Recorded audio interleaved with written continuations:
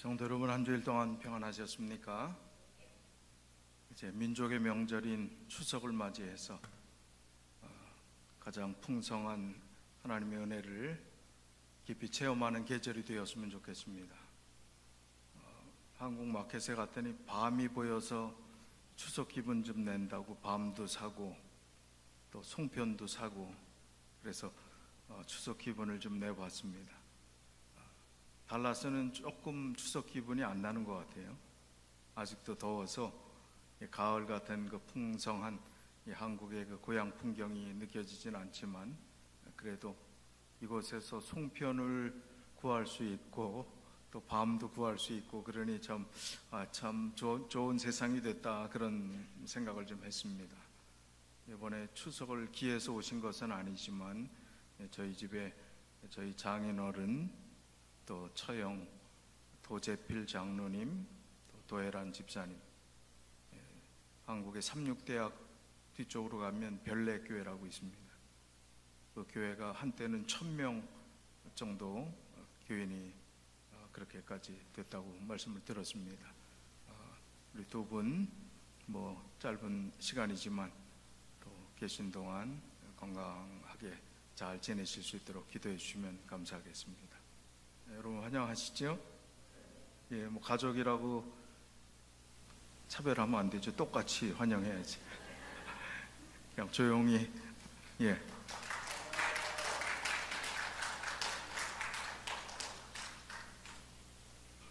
오늘 말씀의 제목은 순교보다 더 귀한 것.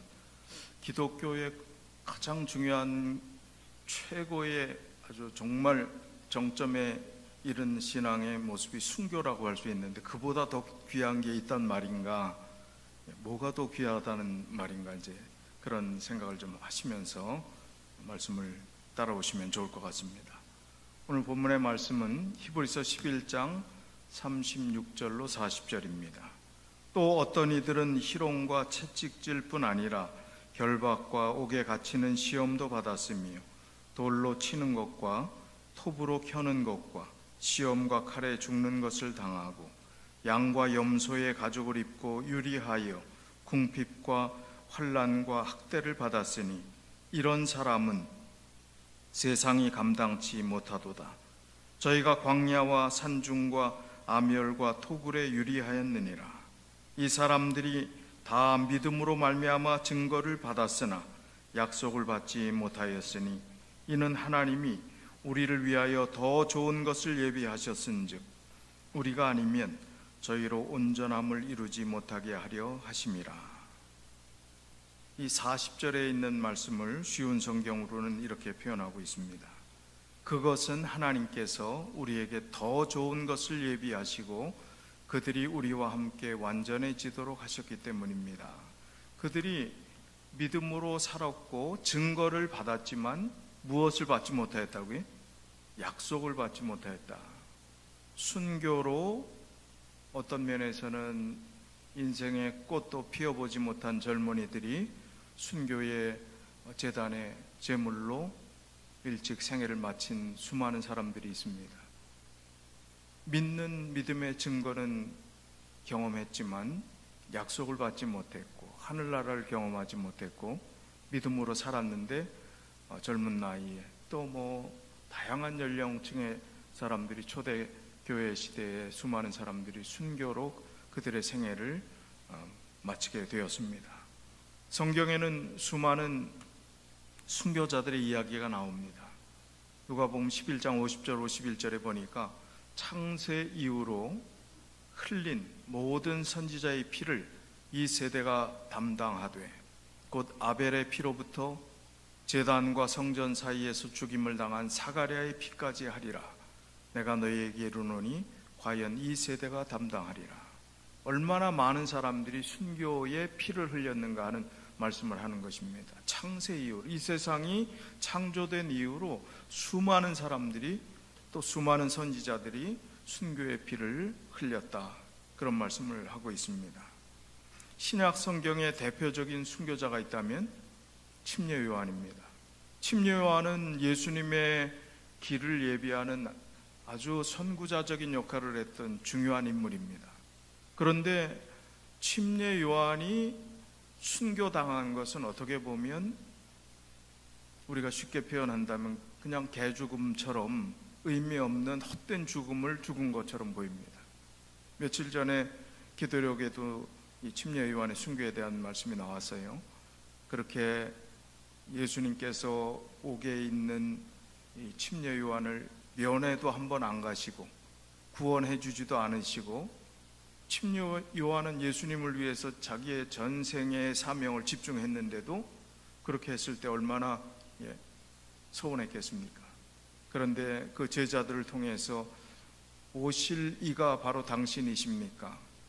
그런 질문을 했을 때 거기에 대한 즉답을 하지 않으셨음에도 불구하고 침례 요한의 마음속에 메시아로 이 땅에 구원자로 오신 분이 예수 그리스도라는 사실이 마음속에 확신되었기 때문에 그 죽음을 달게 받았다, 그렇게 이야기를 하고 있습니다. 훗날에 훨씬 더 이름 없이 또 빛도 없이 살아갈 수많은 순교자들을 위해서 모본이 되기 위해서 그렇게 허락하셨다라고 시대의 소망에 기록하고 있습니다. 침례 요한 같은 분도 그렇게 순교당하는데 그 뒤에 나 같은 이름 없는 사람이 순교당하는 것은 얼마나 감사한 일이고 특권일까 하는 그런 마음가짐으로 많은 사람들이 초대교회 당시에 또 로마의 핍박 가운데서 순교의 길을 정말 기쁨으로 걸어갔다는 것입니다. 그런 사람들을 가리켜서 오늘 본문의 말씀은 이런 사람들을 세상이 감당치 못한다, 그렇게 표현하고 있습니다. 세상이 감당치 못할 정도의 영향력이 있는, 생명까지 바칠 정도로 헌신하는 그런 사람들의 모습은 많은 사람들에게 깊은 감동을 주었습니다.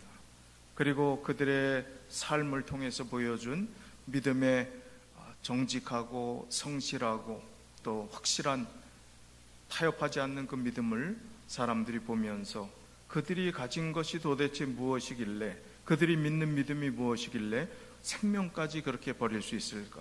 저 어린 아이가 뭘 안다고 그렇게까지 아이가 생명을 버릴 수 있을까?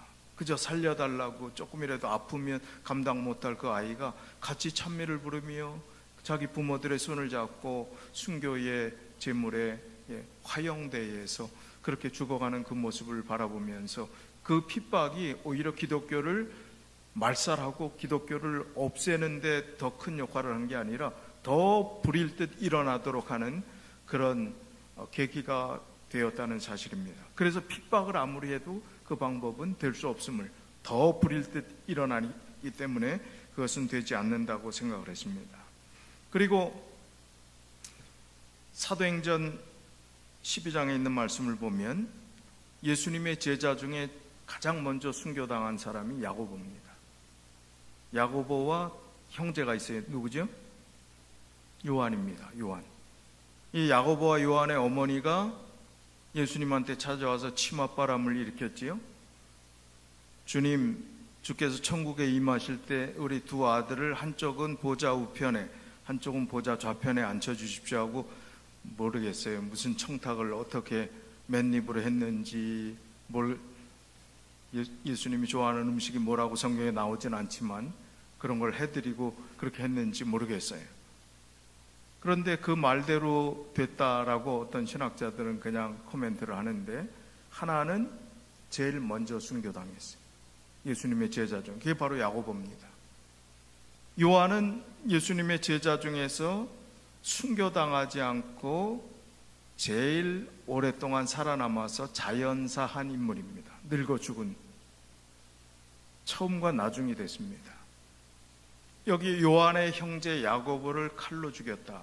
이제 초대 교회 당시에 그런 일이 생겼는데, 여기 이 말씀을 보면 사도행전 12장의 같은 장에 야고보는 순교당하도록 놔두시고, 그 다음에 다른 제자가 죽을 환경에 처했는데 그 제자는 살려주신단 말이에요. 기적으로. 어떤 사건이 그 뒤에 있었습니까? 이 내용은 스데반의 순교에 대한 이야기고, 초대교회에 계속해서 순교의 그런 희생들이 불일 듯이 일어나던 그런 상황입니다. 그때에 사도행전 7장에 있는 말씀을 보면 그 시대의 분위기를 좀 말씀드리면 7장 55절로 60절에 스데반의 순교 뒤에 계속해서 기독교 신앙의 가장 마지막, 가장 아름다운 삶의 마지막 결론은 순교다 하는 것이 이제 공공연해지는 계기가 된 것이 스데반의 순교의 사건입니다. 사도행전 12장 7장 55절로 60절에 스데반이 성령이 충만하여 하늘 우러러 주목하여 하나님의 영광과 및 예수께서 하나님 우편에 서신 것을 보고 말하되 보라 하늘이 열리고 인자가 하나님 우편에 서신 것을 보노라 한데 저희가 큰 소리를 지르며 귀를 막고 일심으로 그에게 달려들어 성 밖에 내치고 돌로 칠세 증인들이 옷을 벗어 사울이라 하는 청년의 발 앞에 두니라. 저희가 돌로 스데반을 치니 스데반이 부르짖어 가로되 주 예수여 내 영혼을 받으시옵소서 하고 무릎을 꿇고 크게 불러 가로되 주여 이 죄를 저들에게 돌리지 마옵소서 이 말을 하고 자니라. 거룩한 사람들이라는 이름 앞에 캐톨릭이 칭호를 붙여줍니다. 세인트라는 이름을 붙여줍니다. 성, 한국에도 성자가 들어간 성인 시성식도 하고 그럽니다. 뭐 하나님 인정하지 않는데 사람 이름에 아무리 순교했다고 해도 성이라고 세인트라고 붙이는 것이 과연 성서적인가 그런 생각도 들지만 어쨌든 세인트라는 이름들을 그렇게 붙입니다. 왜냐하면 그의 삶이 너무나 고결하고 그들의 삶이 하나님을 위해서 생명까지 바칠 정도로 그렇게 모든 것을 하나님을 위해서 살았던 모범이 되는 그런 사람이었기 때문에 그런 이름을 붙입니다. 스데반은 바로 그런 모습으로 그의 순교와 희생이 교회가 더 큰 어려움이 당할 것으로 예상했지만 스데반의 순교를 통해서 그렇게 훌륭한 인물이 순교당해서 이제 더 이상 이 교회는 큰 손실이 있을 것으로 생각했는데 그게 아니라 역전이 됐다는 거예요. 거꾸로 됐다는 겁니다. 스데반의 순교의 그 마지막 모습을 통해서 저들의 죄를 저 사람들이 알지 못하고 하는 것이기 때문에 그 죄를 저들에게 돌리지 마십시오. 그리고 평화로운 모습으로 하늘 보좌를 바라보면서 마지막 순교당하는 그 모습, 돌로 맞아 죽는다고 한번 생각해 보세요. 그 장면을 상상해 보세요. 그게 그렇게 평화로운 모습으로 그렇게 평안히 저런 말할 여유가 어디 있겠습니까? 아마 하나님을 향해서 그의 마지막 하늘 보좌를 향해서 그가 하나님께 온전히 집중하였기 때문에 돌에 맞아도 아프거나 또 피가 튀겨나가도 살점이 떨어져 나가도 그런 느낌 없이 오로지 하나님께 집중했기 때문에 그런 순교의 아름다운 모습을 그가 보이지 않았는가 그렇게 한번 추측해 봅니다. 이제 순교의 이야기들은 계속해서 더 불타오르게 되는 계기가 스데반의 순교 사건을 통해서 이루어졌습니다. 사도행적 101쪽에는 그 상황을 이렇게 설명합니다. 스데반의 순교를 목도한 모든 사람들은 깊은 감명을 받았다. 그의 얼굴에 나타났던 하나님의 인에 대한 기억, 그것을 들었던 그 영혼들을 감명시켰던 그의 말 등은 보는 이들의 마음속에 간직되어 그가 선포했던 그 진리를 증거하였다. 그의 죽음은 교회에게 견디기 어려운 시련이었으나 그것은 그의 기억에서 순교자의 신앙과 지조 그리고 그 용모에 머물러 있었던 영광을 지울 수 없었던 사울의 양심을 일깨우는 결과를 가져왔다. 스데반의 신문과 죽음의 광경에서 사울은 광적인 열성을 가진 것처럼 보였다. 그 후에 사울은 스데반이 사람들에게 수치를 당한 바로 그때에 하나님에게는 그가 영광을 받고 있었다는 사실에 대한 그 자신의 은밀한 확신 때문에 분노를 느꼈다. 도저히 변할 수 없는 완전히 유대교 그 신앙으로 완전히 그야말로 바늘 하나 들어갈 틈이 없는 그런 완고한 신앙을 했던 바울이 이 계기로 변하게 되는 것입니다. 준비시키신 것입니다. 그리고 예수 그리스도께서 다메섹 길가에서 직접 찬란한 영광의 모습으로 이 사울을 부르셨을 때 스데반의 손실보다 더 큰 임무를 준비하시고 더 놀라운 역사를 하나님께서 이룩해 주셨다는 것, 절대로 손해가 되지 않도록 하셨다는 것을 우리는 성경에 있는 내용들을 통해서 잘 보고 있습니다. 기독교는 기적과 순교가 공존합니다. 사도행전 12장 1절 2절에 누가 제일 먼저 죽었다고요? 예수님의 제자 중에 야고보가 순교당합니다.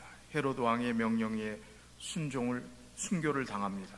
그런데 같은 12장 얼마 지나지 않은 때 또 다른 사건이 벌어지는데, 이 화가들이 그린 그림인데 누구 같습니까? 어떤 사건이 있는 것 같아요?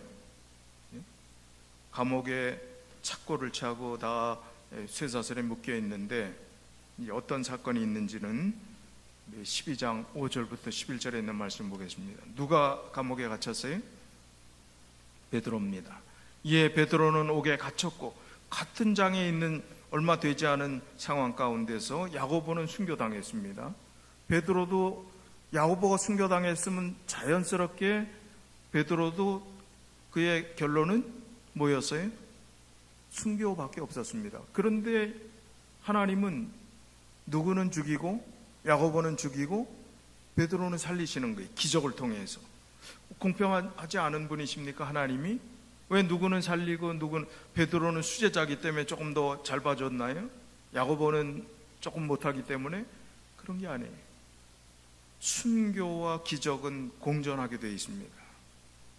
그러나 결론은 아무런 차이가 나지 않는다는 거예요. 하나님 입장에서는 아무런 손해가 될 것이 없다는 것입니다. 우리 인간의 눈으로 볼 때는 야고보는 억울하고 너무 일찍 죽고 베드로는 특혜를 받았다 이렇게 생각할 수 있겠지만, 이 내용들을 좀 살펴보면서 말씀을 나누겠습니다. 이에 베드로는 옥에 갇혔고 교회는 그를 위하여 간절히 하나님께 빌더라. 그러면 야고보를 위해서는 간절히 기도하는 것이 좀 약했기 때문에 죽었을까요? 아닙니다. 똑같이 기도했습니다. 헤롯이 잡아내려고 하는 그 전날 밤에 베드로가 두 군사 틈에서 두 쇠사슬에 매어 누워 자는데 파수꾼들이 문 밖에서 옥을 지키더니 호련히 주의 사자가 곁에 서매 옥중의 광채가 조요하며 또 베드로의 옆구리를 쳐 깨워 가로되 급히 일어나라 하니 쇠사슬이 그 손에서 벗어지더라. 천사가 가로되 띠를 띠고 신을 들매라 하거늘 베드로가 그대로 하니 천사가 또 가로되 겉옷을 입고 따라오라 한데 베드로가 나와서 따라갈새 천사의 하는 것이 참인 줄 알지 못하고 환상을 보는가 하니라. 이에 첫째와 둘째 파수를 지나 성으로 통한 쇠문에 이르니 문이 절로 열리는지라. 나와 한 거리를 지나매 천사가 곧 떠나더라. 이에 베드로가 정신이 나서 가로되 내가 이제야 참으로 주께서 그의 천사를 보내어 나를 헤롯의 손과 유대 백성의 모든 기대에서 벗어나게 하신 줄 알겠노라 하여. 완전히 사람의 힘으로는 벗어날 수 없는 삼중의 문들이 있고 그걸 통과해야 지금 베드로가 거기서 구출을 받았다는 사실을 알 수 있을 정도로 첫째, 둘째 파수를 지나 성으로 통하는 쇠문에 이르렀다. 삼중장치가 되어 있는, 도저히 인간의 힘으로는 그것을 탈출할 수 없는 그런 분위기였다는 것입니다. 이런 상황 가운데서 야고보와 베드로는 왜 차이가 있는가? 엄청난 축복을 얻는 기적이 있는가 하면 모든 것을 빼앗기는 순교, 이게 기독교의 다른 모습입니다. 모든 것이 패배한 것처럼 보이는 죽음 뒤에 사랑과 용서의 꽃이 피어나고 궁극적으로 부활의 승리를 소유하게 하는 믿음이 기독교의 신앙이라는 것입니다. 패배가 승리요, 순교가 부활임을 보여주는 그 믿음을 하나님께서 야고보에게 허락하셨고 스데반에게 허락하셨고, 그리고 그것이 순교자의 믿음의 절정이라고 그 믿음을 칭찬하시고, 마지막 때에 이 어린 양에 속한 14만 4천의 그 무리의 개념 가운데서 가장 먼저 예수 그리스도의 이름으로 희생당한 그 그 많은 사람들을 하나님께서는 잊지 않고 부르신다는 그런 말씀이 있습니다. 순교자의 길은 예수님께서 몸소 보여주신 길이었습니다. 예수님께서 십자가에 달려 돌아가시는 그 모습은 다른 사람들의 눈에는 희망 없이 모든 것이 끝난 패배자로 보였을 수도 있습니다.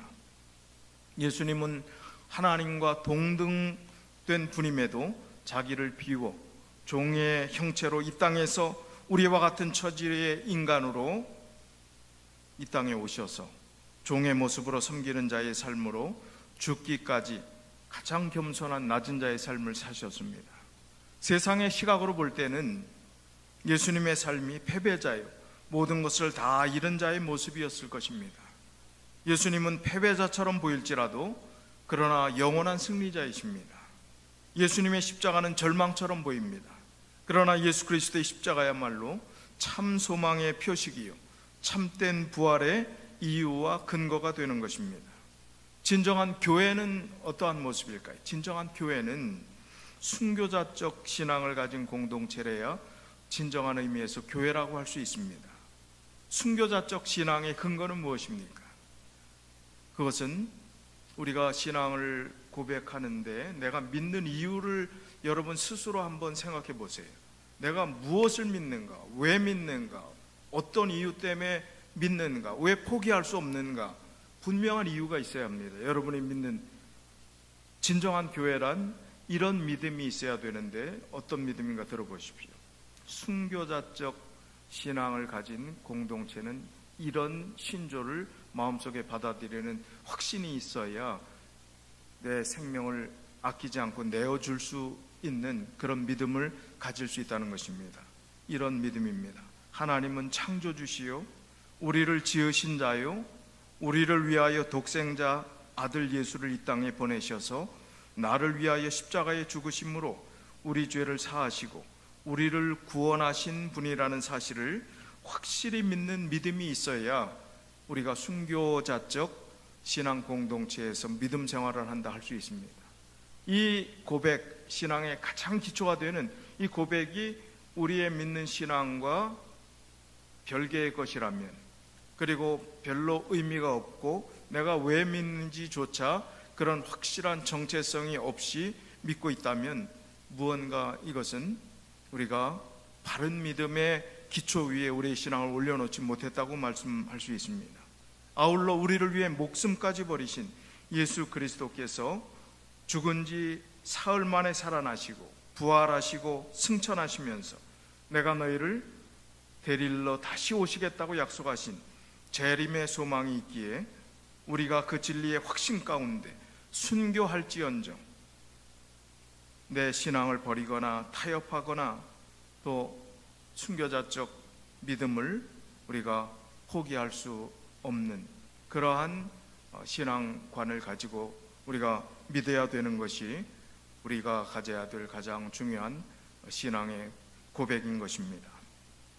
성경에 나오는 신약시대의 순교자들이 담대히 순교할 수 있었던 가장 큰 이유가 무엇일까요? 히브리서 11장 35절에 답이 있습니다. 또 어떤 이들은 더 좋은 부활을 얻고자 하여 악형을 받되 구차히 면하지 아니하였으며, 너 이번에 타협하고 예수 그리스도를 믿지 않는다고 하면 살려주겠다, 너 가족에게 모든 혜택을 주겠다, 많은 회유가 있었을 것입니다. 그럼에도 불구하고 그 악형을 죽음의 길에 해당되는 화형을 당하든지 사자의 밥이 되게 하든지 수많은 사형의 방법들이 있었지 않습니까? 그런 상황 가운데서 그들이 그 길을 걸을 수 있었던 것은 뭐가 더 좋다고요? 이 세상에 그렇게 힘겹게 구차하게 핍박당하면서 사는 것보다 뭐가 더 좋은 거라고요? 죽음 후에 하나님께서 약속하신 그 약속, 그 아들이 이 땅에 아기 예수로 초림하여 오셨던 것처럼 그 약속을 메시아로 오셔서 그가 30세부터 이제 공중봉사의 생애를 시작하시고 33살 반까지 이 세상의 모든 사역을 완성하신 후에 십자가에 돌아가셔서 우리의 구원을 이루셨던 것처럼 예수님께서 다시 오시겠다고 약속하신 그 약속을 그들이 더 소중하게 여긴 것입니다. 그래서 더 좋은 부활을 얻고자 하여 이 세상의 모든 삶에 미련을 두지 않고 그들은 순교의 길을 걷게 된 것입니다. 오늘날 기독교의 모습은 어떠합니까? 요즘 기독교는 참 우아한 종교가 됐습니다. 피비린내 나는 그야말로 순교자들의 피가 얼룩진 그 제단과 그 모임의 공동체가 기독교였는데 지금은 너무나 문화적으로 찬란하고 편안하고 안락한 그런 우아한 종교가 되어버렸습니다. 하나님을 헌신적으로 경배하기보다는 우리 자신을 기분 좋게 하고 좋은 말이나 듣고 싶고 또 사람들과 친교하는 그런 모임이 되었습니다. 오늘날 교인들은 누가 이렇게 표현합니다. 마치 연극 공연을 보는 관객과 같다. 연극 공연을 보는 이 관람객이 할 수 있는 게 딱 두 가지밖에 없어요. 하나는 연극 공연을 보려면 뭘 내야 돼요? 뭐를 사야 돼요? 티켓을 사야 됩니다. 그래야 들어갈 수 있어요. 돈을 내야 돼요. 그리고 그 연극을 보고 나서 평가하는 것밖에 없어요. 좋은 평가가 나올 수도 있고 나쁜 평가가 나올 수도 있고. 오늘날 기독교가 똑같다는 거예요. 교회에서 헌신하고 봉사하고 아무것도 안 하면서 현대 기독교가 헌금만 조금 내고 그 다음에 오늘 설교가 좋았느니 이 교회가 좋으니 나쁘니 누가 어떻느니 저쩌느니 하는 그 이야기만 한다는 거예요. 오늘날 현대 기독교가 그렇게 됐다는 거예요. 연극 공연가는 그 관람객의 책임 소지는 그거밖에 없어요. 할 의무는 그거밖에 없어요. 오늘날 믿음의 태도가 이런 모습을 가지고 사단이 우는 사자와 같이 상필자를 찾는다고 하는 이 시대에 어떻게 남아날 수 있겠습니까? 어떻게 견딜 수 있겠습니까? 서슬퍼런 이 사탄의 세상을 어떻게 이길 수 있겠습니까? 성경은 그런 태도를 믿음이라고 하지 않습니다. 참된 믿음을 가진 사람은 히브리서 13장 38절에 조금 전에 살펴보았던 것처럼 이런 사람은 세상이 감당치 못할 그런 믿음을 가진 사람이라고 표현하고 있습니다. 죽음이 두렵지 않은 사람은 믿음으로 죽기까지 하나님 편에 충성을 다하기로 선택한 사람은 세상에서 세상이 제일 무서워하는 사람이 된다는 것입니다. 세상을 이긴 사람이 된다는 것입니다. 성경에 나오는 대부분의 그리스도인의 모습이 그런 신앙을 가진 사람들입니다. 그리고 시편 126편 5절 6절에 있는 것처럼 눈물을 흘리며 씨를 뿌리는 자들이었습니다. 믿음을 위해서 그렇게 살았던 사람들입니다. 그런 자들에게 기쁨의 수확을 하나님께서 약속해 주시고 보증해 주셨습니다. 울며 씨를 뿌리러 나간 자는 정녕 기쁨으로 그 단을 가지고 돌아오리라. 예수님께서 다시 오실 때 그들을 회복시켜 주시고 순교당했다면 살려주시고 그들을 영원한 나라에 데리고 가시겠다고 약속을 하신 것입니다. 그렇다면 이런 순교, 이런 정말 어마어마한 그런 우리가 감히 바라다 볼 수 없는 그런 목표인 순교, 그런데 그보다 더 귀한 것이 있다고 성경은 말씀하고 있는데 그것은 무엇입니까? 고린도전서 13장 3절에 내가 내게 있는 모든 것으로 구제하고 또 내 몸을 불사르게 내어줄지라도 사랑이 없으면 내게 아무 유익이 없느니라. 사랑이 바탕이 되지 않는 내 몸을 불사르게 내어준다 할지라도 그것은 아무 의미가 없다는 것입니다. 순교보다 더 중요한 것은 사랑하는 것이라는 겁니다. 진심으로 사랑하는 것, 그것이 순교보다 더 귀한 것임을 말씀하고 있습니다. 사도행적 318쪽 319쪽에 그의 공헌이 아무리 클지라도 그의 마음이 하나님과 그 동료들에 대한 사랑으로 충만하지 아니한 사람은 참 그리스도의 제자가 아니다. 비록 큰 믿음을 가지고 이적을 행하는 능력을 가졌다 할지라도 사랑이 없으면 그 신앙은 무가치할 것이다.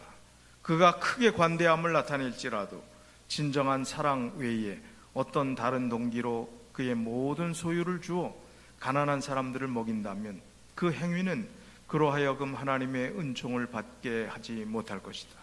전 재산을 다 하나님께 그 불쌍한 사람을 위해서, 그렇게 구제를 위해서 내어주고 다 그렇게 한다고 해도 아니라는 거예요. 사랑이 진심 어린 사랑이 아니면 아니라는 것입니다. 그의 열심으로 그가 순교자의 죽음을 당한다 할지라도 사랑으로 행하지 아니했다면 하나님께서는 그를 미혹을 당한 광신자나 야심만만한 위선자로 여기실 것이다. 사랑이 바탕이 되지 않는 모든 헌신과 봉사는 자칫 잘못하면 위선자가 될 위험이 크다는 것입니다. 그래서 오늘날 많은 교회들이 크고 작은 문제들이 생기는 것은 여기서 말씀하는 진정한 사랑의 바탕 위에서 봉사하고 헌신하고 양보하고 내 자신을 낮추지 않기 때문에 문제가 생기는 것입니다.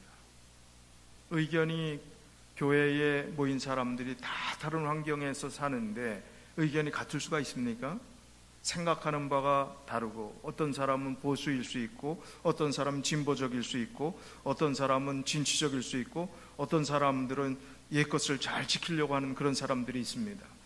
그러나 서로 다른 의견이라 할지라도 하나님께서 이것은 요지부동의 사람이 바꿀 수 없는 법이라고 하는 십계명, 그것은 우리 마음대로 건들 수가 없어요. 그러나 이 교회를 서로 사랑하고 또 많은 영혼들이 이곳에서 쉼을 얻고 하나님 안에서 믿음의 길을 더 잘 가게 하기 위해서는 서로의 의견들을, 또 서로 다른 마음들을 서로 이해하고 서로 조정하면서 우리가 같은 사랑의 마음으로 하나님의 교회가 잘 되게 하는 것, 그리고 이곳에서 실족하거나 상심한 영혼들이 생기지 않게 하도록 최선을 다하는 게 교회의 역할입니다. 서로 다른 의견이 있단 말입니다. 있을 수밖에 없죠. 있는 게 정상이에요. 그러나 그것을, 그 의견을 계속 주장하고 이것이 옳다고 그러고 또 이것이 원칙이라고 하고 서로 다른 이야기들을 할 때 교회는 어디로 가겠습니까? 사랑의 마음이 없이 원칙을 주장한다면 그것은 소리나는 구리와 울리는 꽹과리가 되고 시끄럽기만 한 결과가 될 수밖에 없음을 말하고 있는 것입니다. 순교보다 더 중요한 것이 사랑이라는 거예요. 그런 사랑의 바탕이 있으면 교회에 문제될 것이 없습니다. 조금 더 자신을 돌아보아 내가 다른 의견이 있어도 수용하고 하나님께서 어떤 결정을 귀하게 여기실까, 귀하게 받으실까, 어떤 사람들이 이 결정에 의해서 상심하지 않을까 하는 그런 생각들을 우리가 깊이 해야 합니다. 그리고 사랑의 바탕으로 하나님의 일들을 해나가게 될 때 교회는 하나님의 사랑으로 정말 아주 단단한 믿음의 공동체로 사단이 어떤 공격을 해도 여기서 실족하거나 시험받는 사람들이 생기는 것이 아니라 이 교회는 어떠한 사람들이 와도 이 공동체 안에서는 다 수용하고 화합하고 하나가 되어서 하늘나라까지 공동 목표를 향해서 갈 수 있는 교회다라는 그런 마음을 가질 수가 있게 되는 것입니다. 달라스 포르트 월스 교회가 그런 교회 되기를 원치 않으십니까? 교회가 존재하는 목적입니다. 그런 교회가 되어야 합니다. 실물교훈 403쪽에 순교보다 그렇다면 사랑이 더 어려운 것인가? 자신을 그리스도께 바친 많은 사람들이 하나님의 사업에서 큰 일을 할 기회나 큰 희생을 할 기회를 찾지 못하고 있다. 이러한 사람들은 하나님을 가장 기쁘시게 하는 것이 반드시 순교자의 희생만이 아니라는 것을 생각하고 마음의 위로를 받아야 한다.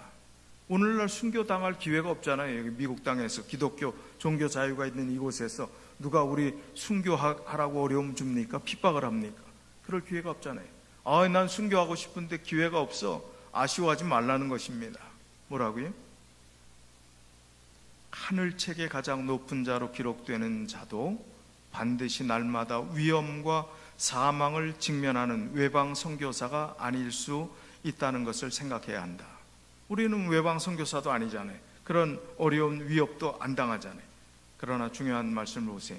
자기 개인의 생활 속에서 날마다 자아를 굴복시키고 진실한 목적과 순결한 사상을 가지며 어떠한 불쾌한 일에서도 온유함을 유지하고 지극히 작은 일에서는 믿음과 경건함과 신실함을 나타내고, 가정생활에서도 그리스도의 품성을 나타내는 그리스도인들이 하나님 앞에서 세계적으로 유명한 선교사나 순교자보다 오히려 더욱 귀한 자가 될 수 있다. 작은 일에 충성하라는 거예요. 당면한 내 일에 충성하라는 것입니다. 우리가 하나님 믿는다고 하면서 작은 일에 하나 둘씩 믿음으로 살지 않고 자꾸 타협하고 양보하고 하나님의 신앙을 존중하지 않게 되면 나중에 사단이 쉽게 우리를 점령할 수 있도록 길을 내주는 거예요. 그리고 마음을 그렇게 희미하게 만드는 것입니다. 그래서 우리가 믿음 가운데서 내가 절대로 포기할 수 없는 것, 타협할 수 없는 것, 이 중요한 것은 내 인생에 아주 철칙으로 여기고 그런 믿음의 삶을 살기 위해서 정말 기도해야 합니다. 환경이 그렇게 안 만들잖아요. 여러 가지 상황들이. 그러나 그런 기도를 통해서 절대로 타협할 수 없는 것, 그게 작은 일부터 시작된다는 것. 작은 일에 충성한 자들이 큰 하나님의 충성된 일꾼으로 부르심을 받는다는 사실을 우리가 기억해야 합니다. 실물교훈 397쪽에도 하나님께서 가치 있게 보시는 것은 우리가 한 일의 양이나 눈에 보이는 결과가 아니라 그 일을 한 정신이다. 믿음으로 행했는가, 하나님이 기뻐하시는 바를 우리가 깨닫고 하나님의 영광을 위해서 그렇게 했는가, 그런 판단을 했는가, 그런 결정을 했는가, 우리가 깊이 생각해야 한다는 것입니다. 그래서 아주 구체적으로 교회가, 또 사도 바울이, 예수님의 제자 요한이 마지막 에베소 교회의 원로 목사처럼 그 교회를 돌볼 때 그 교회도 정말 사랑이 풍성한 교회였으면 좋은데, 사도 바울이 다녔던 그 교회에 문제가 많고 탈이 많았던 교회들이 많았습니다. 고린도 교회 같은 그런 교회도 아주 세속화된 그런 교회이기도 했습니다. 그럼에도 불구하고 어떻게 하는 것이 믿음의 길을 걸어가는 것임을, 분쟁이 있었음에도 불구하고, 그러나 그럼에도 불구하고 사도 바울조차 전도여행 갈 때 바나바의 생질인 그 마가와 다툼이 있어서 전도팀도 완전히 다른 길로 가고 했지만 나중에 다 화합하고 하나님의 교회가 우애하고 또 하나님의 일들을 해나가게 될 때는 가장 중요한 바탕은 형제에 대한 진정한 사랑이 있을 때 하나님의 교회가 하나님의 영광을 위해서 존재하고 또 하나님께서 그런 성도들을 통해서 영광 받는다는 사실을 성경에 기록해 놓은 것입니다. 그 결론이에요. 사도들의 글들을 보세요. 사도 바울의 그 편지서의 글들을 보세요. 그리고 당부들을 보세요. 그런 마음가짐으로, 여기 요한일서에도 얼마나 더 정확하게, 자상하게, 직선적으로 그렇게 표현하고 있습니까? 요한일서 2장 9절로 11절, 빛 가운데 있다 하며 믿는다고 하며 그 형제를 미워하는 자는 지금까지 어두운 가운데 있는 자예요. 그의 형제를 사랑하는 자는 빛 가운데 거하여 자기 속에 거리낌이 없으나 그의 형제를 미워하는 자는 어두운 가운데 있고 또 어두운 가운데 행하며 갈 곳을 알지 못하나니 이는 어두움이 그의 눈을 멀게 하였음이니라. 사단이 우리의 눈을 멀게 했다. 어둡게 했다. 마음에 미움을 갖게 했다. 미움을 떨쳐버리지 못하게 했다. 빛 가운데 형제를 사랑하는 그 사랑을 못하게 막는다. 형제를 사랑하지 않는 그것이 사단이 계속해서 그렇게 했을 때 우리의 마음들을 내어줬기 때문에 그렇게 우리 마음에 큰 상심과 미움과 걱정거리가 되는 거예요. 어떻게 그럴 수 있을까? 어떻게? 제가 그림을 하나 이렇게 보여드리려고 그랬는데 나중에 그 그림이 생각이 나세요. 보여드리는데, 이 한쪽 그림은 지금 영국의 왕세자가 이름이 뭐예요? 지금 영국의 왕세자가 누굽니까? 찰스가 왕이 됐고 그 아들 윌리엄 왕자가 이제 황태자입니다. 근데 윌리엄 왕태자가 가운데 손가락을 들고 이렇게 욕을 하는 사진이 딱 올라왔어요. 이거 제가 차마 그걸 흉내를 못 내겠네요. 그 다음 한쪽은 사자가 자기 새끼를 잡아먹어요. 머리가 이만큼 들어갔어요. 이야, 어떻게 이게 AI로 지어낸가? 했더니 지어낸 게 아니에요. 그 다음에 장면이 바뀌더니 반대편에서 보니까 세 손가락을 들은 게 아니에요. 어떻게 해서 이쪽에서 보면 완전히 욕하는 가운데 손가락 들은 것처럼 보이는데 아주 평상적인 제스처를 하는데 그렇게 이쪽은 전혀 다르게 보이는 겁니다. 이쪽은 이 그림으로 사진으로 이 사자가 이만큼 목을 삼킨 것처럼 보이지만 이쪽은 이걸 끌고 가는 거예요. 여기 목덜미를 가지고 전혀 그렇지 않은 거예요. 완전히 다른 모습입니다. 그런데 한쪽만 보는 사람들은 어떻게 이야기해? 이야, 저 윌리엄 아주 못돼 먹었어. 예? 아니, 우리가 겪어보지도 않고 경험도 하지 못했으면서 누구에게 들은 이야기, 누가 이야기했던 그 사실을 통해서 그 사람을 완전히 그렇게 평가한다면 알지도 못하는데, 내가 경험하지 못하는데 누가 누구를 나쁘다고 하거나 누가 누구에 대해서 안 좋게 들리는 그 이야기를 가지고 선입견을 갖는다면 그건 올바른 그리스도인이 아닙니다. 내가 경험해 봐야 합니다. 그리고 그런 이야기들은 한쪽 편에서 완전히 다른 모습을 보고 하는 이야기일 확률이 더 많습니다. 그렇기 때문에 우리는 누구를 평가하는 일을 조심해야 되고, 또 이 공동체 안에서 믿음의 삶을 살려고 이제 걸음마 단계에서 들어오는 그런 사람들의 연약한 모습까지 포용하고 수용하고, 또 그렇지 못한 다른 쪽의 측면에서 얼마나 좋은 장점들이 많은 그것을 볼 줄 아는, 그런 다른 사이드를 볼 줄 아는 그런 믿음과 영적인 눈을 가져야 합니다. 그럴 때 이 공동체는 살아가는 거예요. 순교보다 더 중요한 게 뭐라고요? 사랑이라고요. 사랑. 그 사랑이 아니면 아무것도 아니라고요. 순교자가 나와도 아무것도 아니라고요. 그의 형제를 사랑하는 것, 그것이 얼마나 소중한 일인지 이렇게 말씀하고 있는 것입니다. 그의 형제를 사랑하는 자는 빛 가운데 거하여 자기 속에 거리낌이 없다. 거리낌이 없는 신앙생활을 하면 얼마나 행복하겠습니까? 누구 꼴 보기 싫은 사람 하나라도 있으면 교회 오는 게 행복합니까? 예? 계속 신경 쓰이잖아요. 예? 마음이 아주 그냥 불쾌하잖아요. 예? 근데 형제를 사랑하는 그런 마음을 가지고 긍휼히 여기고 그럴 수밖에 없겠다 한번 또 생각해주고 입장을 바꿔놓고 생각도 해보고 여러 가지 생각하면서 그래도 안 되면 금식 기도하세요. 철야기도 해보세요. 그렇게 해보지도 않고 계속 미워한다면 이건 나에게 문제가 있는 거예요. 그 사람에게만 문제가 있다고 남들 다 그래, 그 사람 틀렸다고 다 그래, 아니에요. 다 틀렸다고 해도 나는 좋은 측면을 볼 수 있다는 사실. 기도하면 그러면 누구를 위한 겁니까? 그분을 위한 거예요. 거리낌 없는 마음의 사랑을 가지고 거리낌 없는 신앙생활을 하는 것은 누구를 위한 유익이에요?